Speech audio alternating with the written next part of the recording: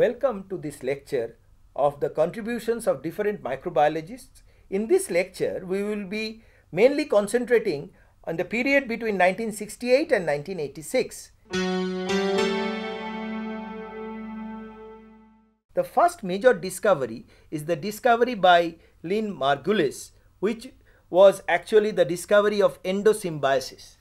Endosymbiosis is a phenomenon by which a particular bacterial cell is engulfed by another bacterial cell, and soon it becomes an integral part of the host cell. And when the host cell is dividing, this inside bacteria is also replicating. So thereby this separate bacteria is not having a separate entity anymore. It becomes an organelle within this particular bacterial cell. Of course, later on Carl Sagan in 1983 showed that this endosymbiosis is not a single phenomenon. It occurs like a serial event, and he called it primary and secondary endosymbiosis, and it ultimately proved in the development of complicated cell with engulfed bacteria within themselves. Sir, what is the significance of the endosymbiotic theory?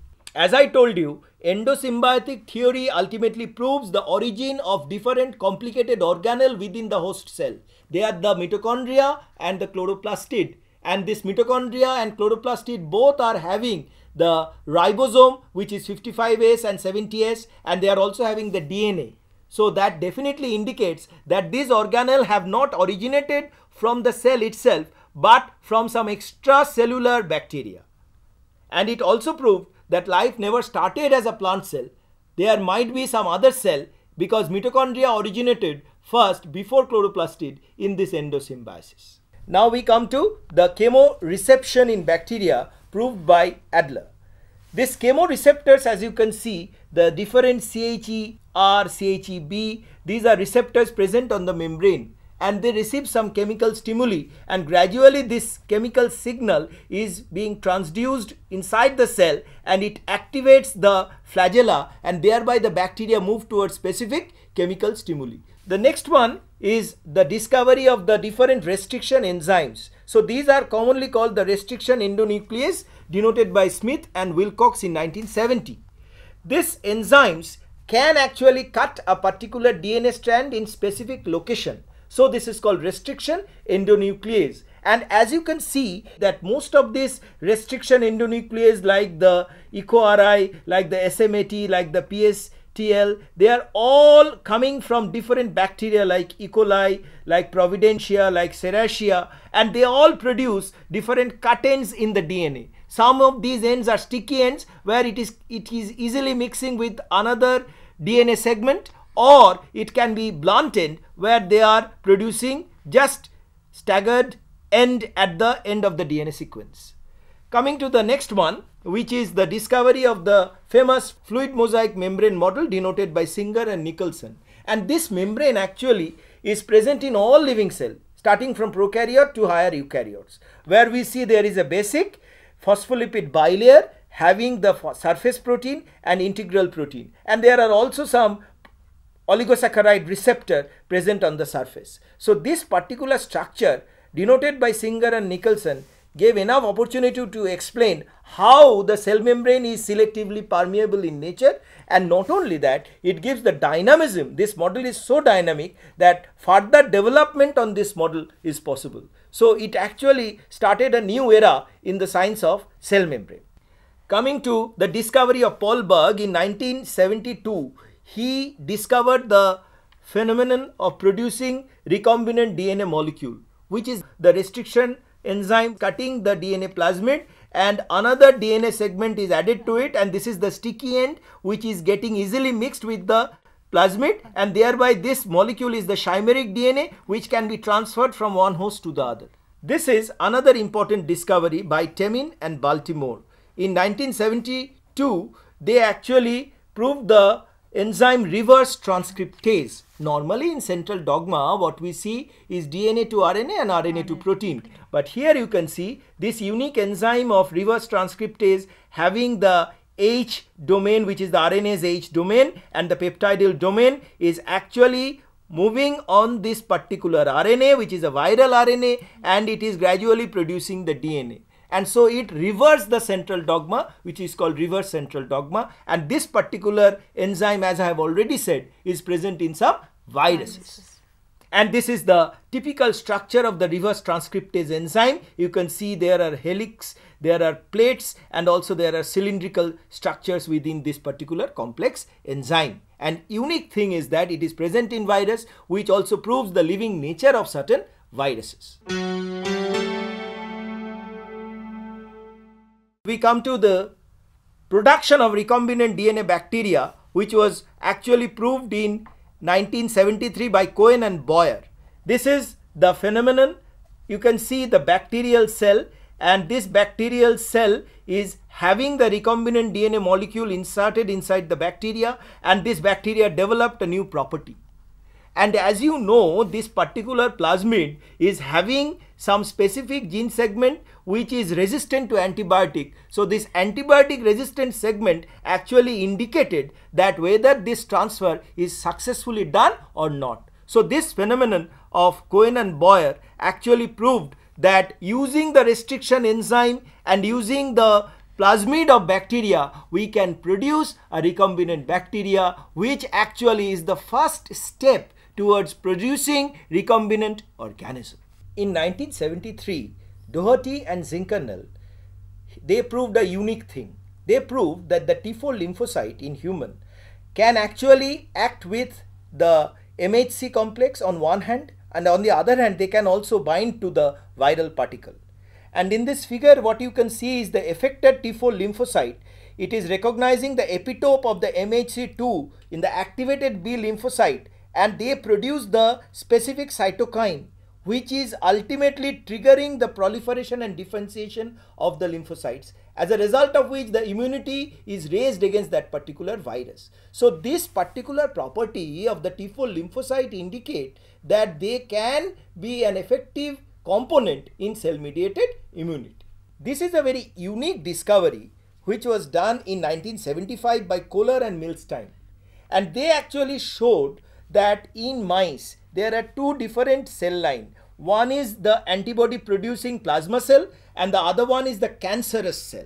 This cancerous cell and the antibody producing cell are bound together and they produce a hybrid cell, and this particular hybrid cell actually divide very fast because they are cancerous in nature, and this technique of hybriding a cancerous and a non-cancerous antibody producing cell is known as hybridoma. And this particular technique is useful because it produces large number of monoclonal antibody.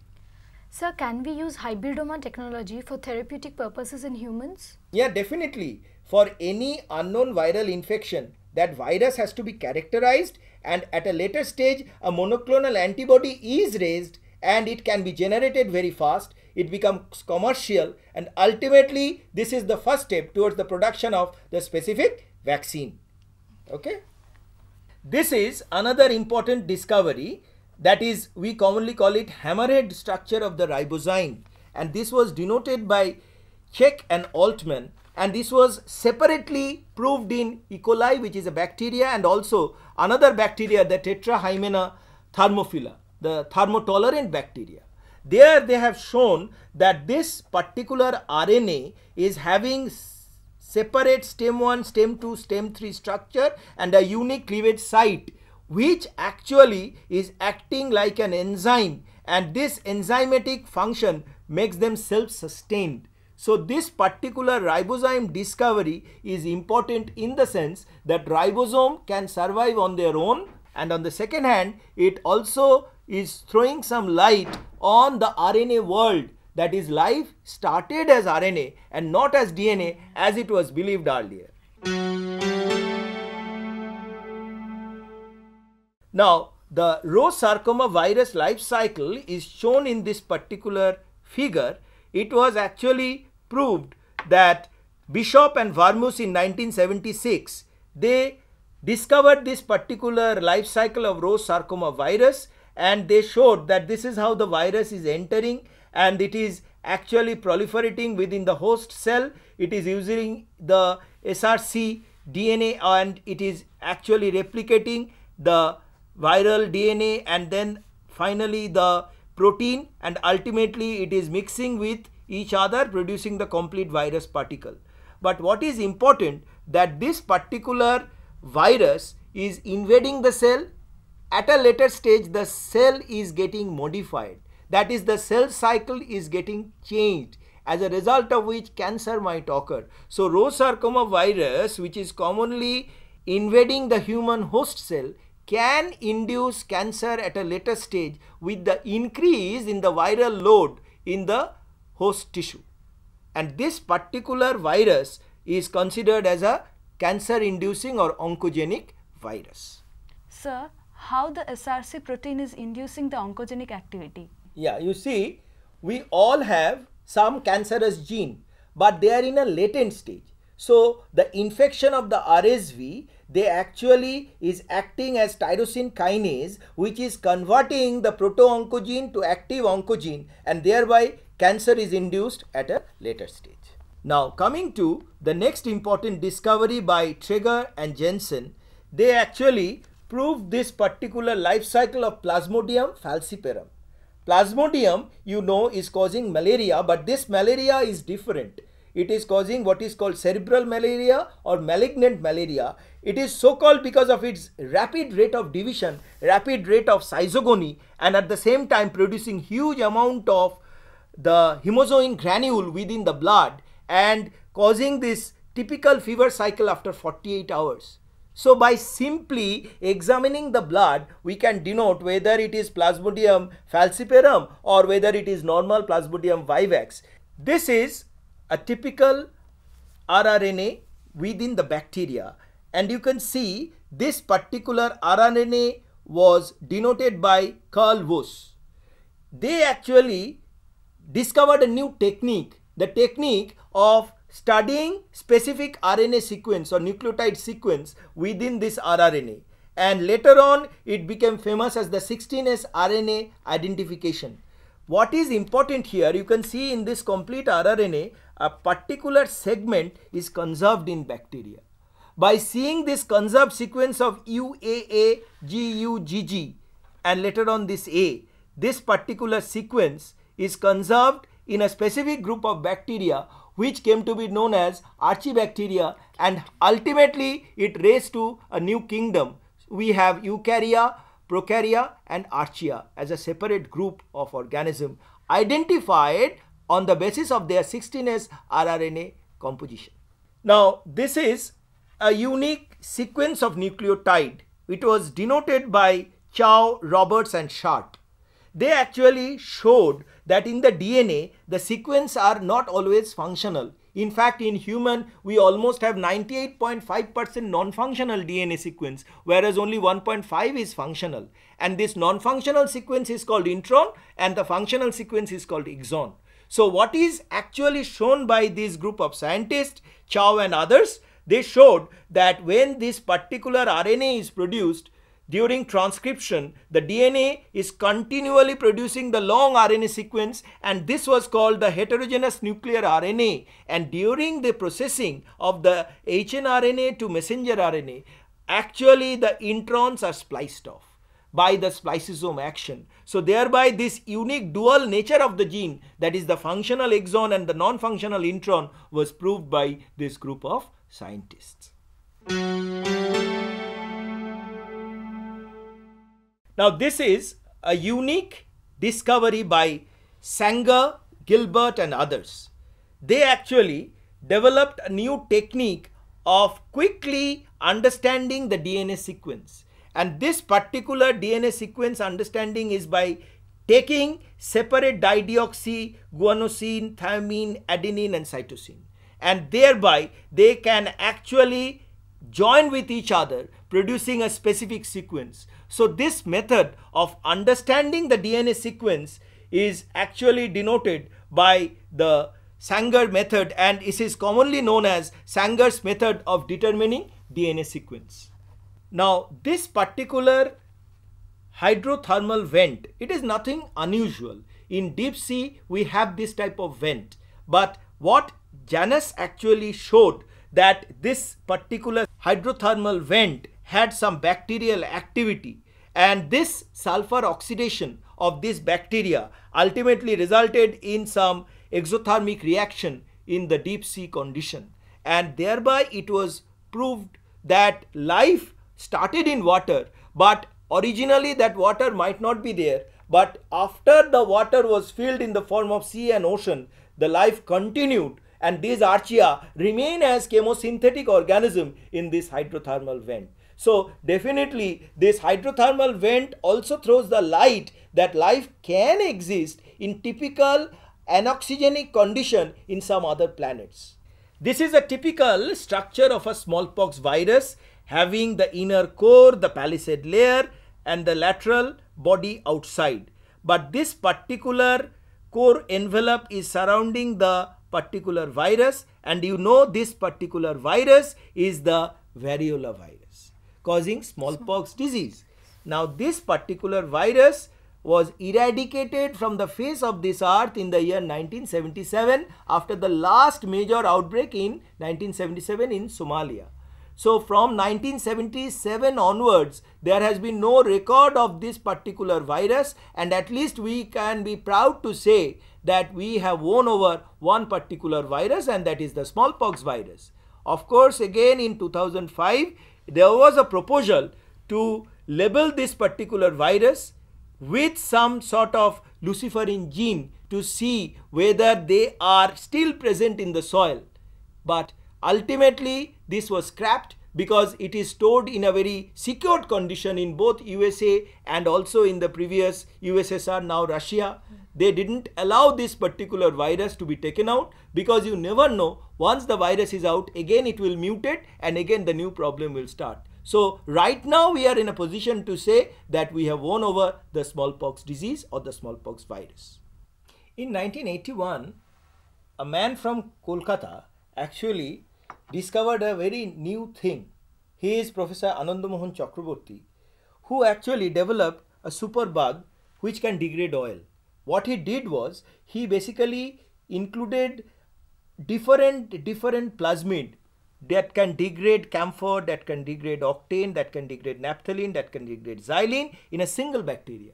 And this particular bacteria was patented for the first time as a biological organism, because he said that he developed this bacteria which never existed in nature, and later on this particular bacteria was used in oil spill in deep sea.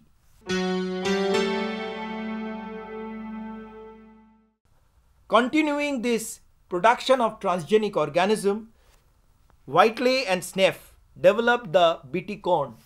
What is this Bt corn? Basically, it is the Bacillus thuringiensis gene which is present in this bacteria producing the Bt toxin was isolated, and the gene was ultimately inserted into a plasmid. It was cloned and ultimately added to the corn plant, and it developed the transgenic Bt corn.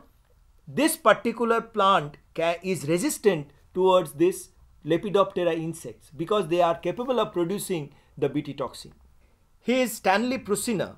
In 1982, he discovered a particular group of protein called prion protein, and these are the PRPC and the PRPSA, which ultimately, having the alpha and the beta sheet structure, is producing a disease, and this disease became famous as the mad cow disease. Actually, it is called the bovine spongiform encephalopathy, which ultimately is a fatal disease, and this discovery also proved that the smallest infectious particle is not a virus, it is the prion protein. Carl Stetter discovered thermophiles. This was his working field in US. He discovered a group of bacteria that can survive up to 105 degrees centigrade.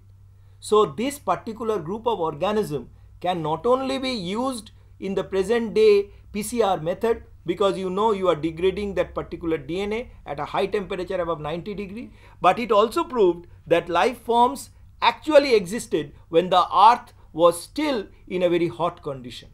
Willy Burgdorfer in 1982 discovered a spirochete, which is a prokaryote, infectious prokaryote called Borrelia, which produced this typical spiral structure, and it produced the erythema rashes, and in human it is a major disease, and this particular disease is the Lyme disease, and he actually proved that this spirochete is spreading via the vector in the form of ticks. Mitchell, Disenhofer and Huber, they discovered this particular crystalline structure of chlorophyll reaction center.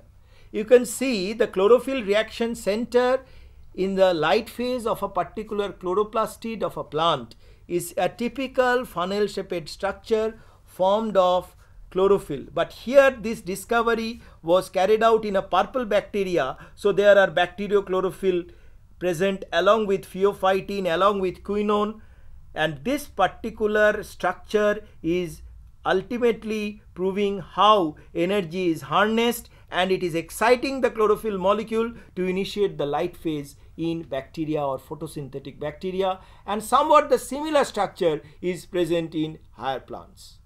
In 1983, Montagnier and Gallo discovered a new group of human T lymphocyte virus, and this virus was unique in the sense they had an outer peplomere and there were typical glycoprotein components GP120 outside, followed by a capsid, and there are two strands of RNA along with the reverse transcriptase enzyme present inside this virus. And this particular virus was different from other T lymphocyte virus, and accordingly they named it as human immunodeficiency virus, which ultimately opened a new vista in the knowledge of viruses, causing the dreadful disease of AIDS in human. And later on, of course, you know, Montagnier was recognized by Nobel Prize only 2 years back.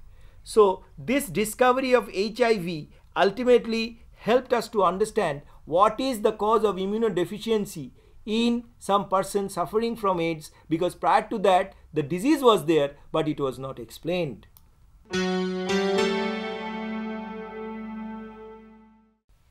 Riley in 1983 discovered a new bacteria, Escherichia coli serotype O157H7, where O antigen is present in the cell wall and H is actually the flagellary antigen. And this particular bacteria is causing severe outbreak of gastroenteritis or cholera-like infection, and which is epidemic over different parts of Asia. So it was discovered in 1982, and in 1986 it was spreading in different countries. And this particular outbreak was ultimately controlled by simply maintaining good hygienic practice. So a particular bacteria which is dreadful in the form of E. coli O157 can simply be controlled by good hygienic practice. You can see this BT cotton plant developed now in India by ICAR, but this BT cotton was denoted in 1983 in Monsanto. Schnell, Montagu and Hilton developed the technique to produce this BT cotton, which is by actually using the TI plasmid of Agrobacterium tumefaciens and rapid replication of this TI plasmid, which is in the form of this chimeric DNA. It was replicated in the bacteria and this bacteria was cloned, and then this particular bacterial gene was integrated by gene gun method into the plant genome, and ultimately the plant genome accepted this particular bacterial genome of BT gene with the chimeric DNA, of course, of the BT toxin, and ultimately this plant became transgenic, producing the BT toxin.